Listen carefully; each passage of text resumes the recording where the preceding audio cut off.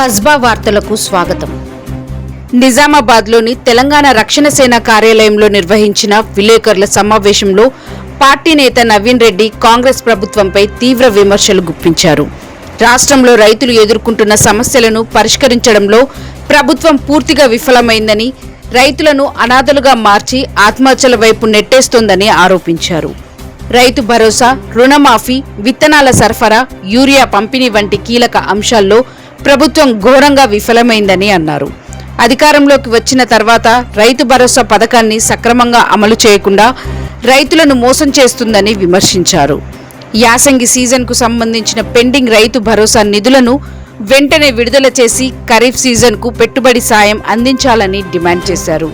ప్రభుత్వం సరిపడా విత్తనాలు అందించకపోవడంతో రైతులు కిలోమీటర్ల కొద్దీ క్యూల్లో నిలబడాల్సి వస్తుందని, ప్రైవేట్ మార్కెట్లో అధిక ధరలకు విత్తనాలు కొనుగోలు చేసి నష్టపోతున్నారని తెలిపారు. రుణమాఫీ హామీ కూడా పూర్తిగా అమలు కాలేదని, వేలాది మంది రైతులు బ్యాంకులు రుణాలు వడ్డీ భారంతో ఇబ్బందులు పడుతున్నారని తెలిపారు. మొక్కజొన్న కొనుగోళ్ల విషయంలో స్పష్టత లేక రైతులు తక్కువ ధరలకు ప్రైవేట్ వ్యాపారులకు పంటను అమ్ముకోవాల్సి వస్తుందని, యూరియా సరఫరా కోసం తీసుకొచ్చిన కొత్త విధానాలను కూడా రైతులకు ఇబ్బందికరంగా మారాయని పేర్కొన్నారు. రైతాంగ సమస్యలపై ప్రభుత్వం వెంటనే స్పందించి పరిష్కార చర్యలు చేపట్టాలని, లేకపోతే టీఆర్ఎస్ చీఫ్ కవిత నాయకత్వంలో భారీ స్థాయిలో అసెంబ్లీ ముట్టడి చేపడతామని నవీన్ రెడ్డి హెచ్చరించారు. జై జవాన్ జై కిసాన్. తెలంగాణ రాష్ట్రంలో రైతాంగం పరిస్థితి ఎలా ఉందంటే, దాదాపు 70 సంవత్సరాల స్వాతంత్రం మరి రైతుకు రాలేదు. రైతుని ఆదాయం చేస్తున్నాయి ఈ ప్రభుత్వం.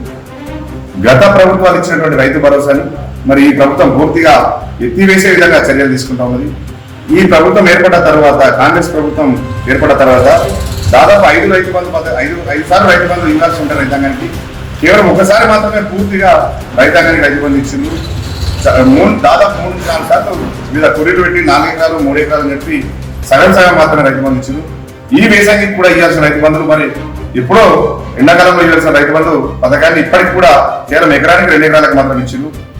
ఈ రోజు రైతాంగం మృగశిర ఖాతాలో మరి ఖరీఫ్ సీజన్ కు రైతాంగం అంతా సాగు సిద్ధంగా అవుతూ ఉంటాయి. రైతాంగానికి విత్తనాల కోసం, ఎరువుల కోసం రైతులు ప్రైవేట్ వ్యాపారుల దగ్గరికి అప్పుల కోసం పోయే పరిస్థితి నెలకొన్నది. ఖచ్చితంగా ఈ ప్రభుత్వం డిమాండ్ చేస్తా ఉన్నాం. గత వేసంగిలో అప్పు ఉన్నటువంటి రైతాంగానికి బాకీ ఉన్న రైతు భరోసా పథకం నిధుల్ని జమ చేసి, అలాగే కొత్తగా విత్తనాల కోసం, ఎరువుల కోసం మరి రైతాంగానికి ఈ ఖరీఫ్ లో కూడా రైతు బంధు డబ్బులు విడుదల చేయాలని చెప్పి ప్రభుత్వం డిమాండ్ చేస్తా ఉన్నాం. అసలు రైతు బంధు పథకం ఉందా లేదా? ఈ ప్రభుత్వానికి రైతులంటే ఎందుకు ఇంత చూస్తుంది? ఏదైనా కొత్త ప్రభుత్వం ఏర్పడినప్పుడు మరి రైతాంగానికి కొత్త పథకాలు తీసుకురావాల్సిందే. మా అటువంటి చర్యలు తీసుకుని కాంగ్రెస్ ప్రభుత్వం గత ప్రభుత్వంలో ఇచ్చిన రైతు బంధు పథకాన్ని పూర్తిగా కూడా ఎగ్గుంటే విధంగా చర్యలు తీసుకుంటా ఉన్నది. అలాగే ఈ రోజు విత్తనాల విషయంలో కూడా మరి ఈ రోజు రైతు ఆదిలాబాద్ లాంటి పత్తి రైతులు మరి విత్తనాల కోసం, పత్తి విత్తనాల కోసం వేలాది మంది రైతులు కిలోమీటర్ల మేర, లక్షలాది మంది కిలోమీటర్ల మేర క్యూలు కడతా ఉంటే, డాక్ చార్జీలు జరుగుతూ ఉంటే, ప్రభుత్వం పత్తి రైతులకు సబ్సిడీలో పత్తి విత్తనాలు అందించే సోయి ఈ ప్రభుత్వానికి లేదు. అలాగే మొక్కజొన్న రైతులకు కానీ, సోయా రైతులకు కానీ మరి గతంలో చాలా ప్రభుత్వాలు విత్తనాల సబ్సిడీలు ఇచ్చినాయి. మరి ఇప్పటికి విత్తన సబ్సిడీ చర్యలు లేవు. అసలు రైతుకు విత్తనం మంచిదనే, పంట మంచిదైతే అని చెప్పి రైతు నమ్ముతా ఉంటే, మరి ఒకవైపు ప్రైవేట్ డీలర్లు, ప్రైవేటు బహుళజాతి కంపెనీల చేతుల్లోకి విత్తనం మొత్తం కూడా వెళ్ళిపోయింది. మరి మొక్కజొన్న లాంటి, పత్తిలు లాంటి కంపెనీలన్నీ కూడా, పైనీర్ లాంటి వివిధ వేరే దేశాలకు చెందిన కంపెనీల చేతులకు వెళ్ళిపోయి రైతు మొక్కజొన్న సాగు కూడా ఈ రోజు 1 ఎకరా మొక్కజొన్నకు దాదాపు 6 నుంచి 7 వేల రూపాయలు మొక్కజొన్న విత్తనానికే మరి రైతు పెట్టుబడి పెట్టాల్సిన పరిస్థితి ఉన్నది.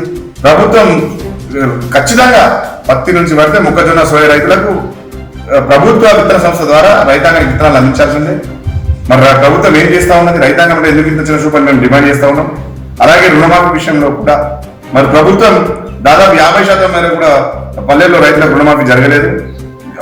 దానివల్ల ఏం జరుగుతుందంటే, రైతులు ప్రభుత్వం రుణమాఫీ చేస్తున్న ఆశతో రైతులు లోన్లు రెన్యువల్ చేసుకోకపోవడం వల్ల, రిషెడ్యూల్ చేసుకోకపోవడం వల్ల మరి కేంద్రం నుంచి వచ్చే దాదాపు 6 నుంచి 7% వడ్డీ రాయితీ డబ్బుల్ని కూడా ఈ రైతాంగం కోల్పోతా ఉన్నది. కోట్లాది రూపాయలు ఈ తెలంగాణ రైతాంగం నష్టపోతా ఉన్నది. కేంద్రం నుంచి వచ్చే వడ్డీ రాయితీని కోల్పోతా ఉన్నది ఈ ప్రభుత్వ రుణమాఫీ బూటకపు చర్యల వల్ల. నేను ఈ ప్రభుత్వాన్ని అంటున్నాం, రుణమాఫీ ఉన్నట్లా లేనట్లా? మరి 2 లక్షలకు పైన ఉన్న రైతులు, 2 లక్షలకు పైన ఏంటంటే రైతుకు అప్పులుండి ఇబ్బందులు ఉండే దాన్ని రీషెడ్యూల్ చేసుకోకపోవడం వల్ల 2 లక్షలకు పైన దాటిన రైతులు ఉన్నారు. మరి మీరు దాన్ని పైన ఉన్న అమౌంట్ వల్ల రుణమాఫీ అయితే రైతు ఉన్న పైన ఇంకో 1,00,000 రూపాయలు, 50,000 ప్రైవేట్ వ్యాపార అధిక వడ్డీలకు తీసుకొచ్చి మరి బ్యాంకులకు చెల్లించి మరి ప్రభుత్వం రుణమాఫీ ఇస్తాను ఎదురుస్తూ ఉంటే అక్కడ ప్రైవేట్ వ్యాపారుల దగ్గర వడ్డీ పెరుగుతూ ఉన్నది, ఇక్కడ కేంద్రం నుంచి వచ్చే వడ్డీ రాయితీ రావట్లేదు. వాళ్ళకి సివిల్ స్కోర్ పడిపోవడం వల్ల వాళ్ళ పిల్లల చదువుల నిమిత్తం మీద గృహ నిర్మాణ నిమిత్తం కూడా లోన్లు రాక రైతాంగం పూర్తిగా కష్టాలకి అప్పులకి నెట్టబడతా ఉన్నది రైతాంగం అంతా. కాబట్టి మేము ప్రభుత్వం డిమాండ్ చేస్తాం, రుణమాఫీ ఖచ్చితంగా ప్రభుత్వం మీద ఏర్పడి దాదాపు 2.5 సంవత్సరాల దగ్గరికి వస్తా ఉంటే మీరు సగం పాలన పూర్తయినా కానీ రైతులకు సగం రుణమాఫీ కూడా చేయలేని దద్దమ్మ పాలన అని ఈ ప్రభుత్వాన్ని మేము దుయ్యబడతా ఉన్నాం. అలాగే ఈ ప్రభుత్వం వరి రైతులు కూడా, మరి వరి రైతులు, మొక్కజొన్న రైతులు, ఆదిలాబాద్ లాంటి ప్రాంతాల్లో మొక్కజొన్న రైతులు మరి ప్రభుత్వ కొనుగోలు కేంద్రాలకు అమ్మితే ప్రభుత్వం కుంట రాష్ట్ర డబ్బులు ఇస్తారన్న ఆలోచనతో ప్రైవేట్ వ్యాపారులకు 1800, 1900 అమ్ముకుంటూ క్వింటాల్ కారణం 700 నష్టపోతే, ఎకరానికి 20,000 నష్టపోతా ఉంటే ఈ ప్రభుత్వం రైతాంగం పట్ల, రైతుల పంటల కొనుగోలు పట్ల వ్యవసాయ శాఖ మంత్రి గారు అని ముఖ్యమంత్రి గారు నిద్రపోతున్నారా? రైతులంటే మీకు ఎందుకు ఇంత చిన్న చూపు? మీరు మరి ఏదైతే ఫుట్బాల్ పోటీలు పెడతా ఉన్నారు, మెస్సీ లాంటి క్రీడాకారులు తీసుకొచ్చి అందాల బాంబల పోటీలు పెడతా ఉన్నారు, మరి రైతులు అన్నదాతలు మాత్రం ఆత్మహత్యలు చేసుకునే పరిస్థితిని ఎందుకు తీసుకొస్తా ఉన్నది ఈ ప్రభుత్వాన్ని మేము డిమాండ్ చేస్తా ఉన్నాం రైతాంగం తరఫున, తెలంగాణ రాష్ట్ర సమితి తరఫున, రాష్ట్ర సేన తరఫున. అలాగే ఈ ఏదైతే మీరు పంటల కొనుగోలు విషయంలో రైతులు రోడ్ల మీద వేసుకునే ఒక సైడు పంటలకు నేలను సిద్ధం చేసుకోవాలా, ఈ పంటలు అమ్ముకోవాలా అనే బాధతో రైతాంగం ఉన్నది.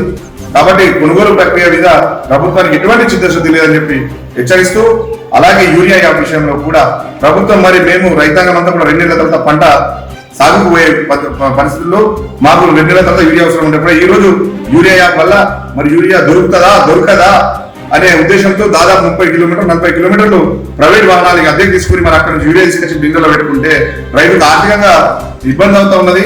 అలాగే యూరియా యాప్ వల్ల ఏదైతే తెచ్చిపెట్టుకున్న యూరియా దాదాపు 2 నెలల తర్వాత ఈ వాతావరణం, తేమ వాతావరణం వల్ల యూరియా గడ్డలు కట్టి మరి వేసిన పంట కూడా పనికొచ్చే పరిస్థితి లేదు.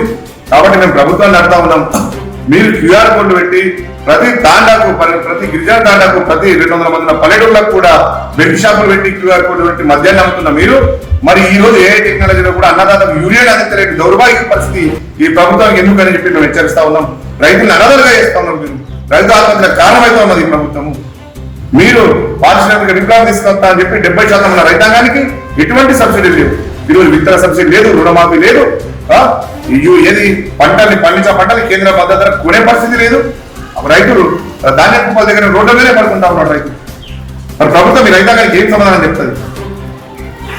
అలాగే డ్రిప్ లాంటి పరికరాలు, మరి ప్రభుత్వం రైతాంగ సాగుకు ప్రధానమైనటువంటి డ్రిప్ లాంటి పరికరాల మీద సబ్సిడీ పూర్తిగా ఎక్కేసి ఈ బడ్జెట్ ₹1 కూడా కేటాయించకుండా రైతులకు ఒక్క డ్రిప్ పరికరాన్ని కూడా అందించలేని దౌర్భాగ్య పరిస్థితి ఈ రాష్ట్రంలో నెలకొందని చెప్పి తెలియజేస్తూ, కవితమ్మ గారి ఆధ్వర్యంలో రాబోయే రోజుల్లో తెలంగాణ రక్షణ సేన పార్టీ ఆధ్వర్యంలో రైతాంగం సమస్యల మీద మురళి గారి సెక్రటరీ కూడా కవితమ్మ గారి ఆధ్వర్యంలో ముట్టడించాం. రాబోయే వర్షాకాల సమస్యల్లో రుణమాఫీ విషయంలో కానీ, పంట కొనుగోలు విషయంలో కానీ, యూరియా విషయంలో కానీ ప్రభుత్వం తప్పులు సరిదిద్దుకునే పక్షంలో కవితమ్మ గారి ఆధ్వర్యంలో అసెంబ్లీని కూడా ముట్టడిస్తామని తెలియజేస్తూ, జై జవాన్ జై Kisan. Thank you for watching Kasba news channel.